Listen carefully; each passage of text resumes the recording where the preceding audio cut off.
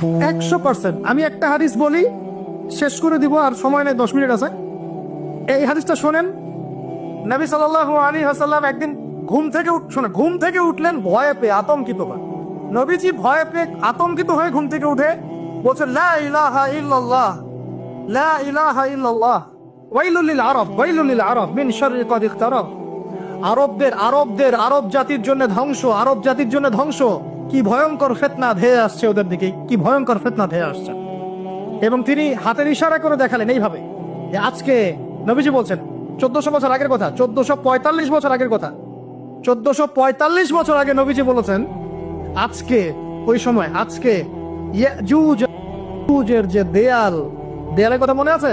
জুলকারনাইনের সময় দেয়াল, এই দেয়াল এতটুকু পরিমাণ খুলে দেয়া হয়েছে, এতটুকু পরিমাণ খুলে দেয়া হয়েছে 1400 কত বছর আগে?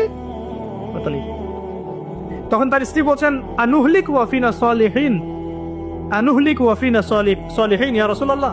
হে আল্লাহর রাসূল সাল্লাল্লাহু আলাইহি ওয়াসাল্লাম, আমাদের মধ্যে ভালো মানুষরা থাকা সত্ত্বেও কি আমরা ধ্বংস হয়ে যাব?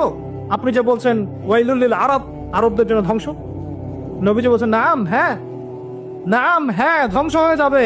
ইদা কাসুরাতিল খাবাস, যখন নগ্নতা, বেহায়াপনা, অশ্লীলতা সমাজে রন্ধ্রে রন্ধ্রে ছড়িয়ে পড়বে, তখন আলেম জালেম সব ধ্বংস।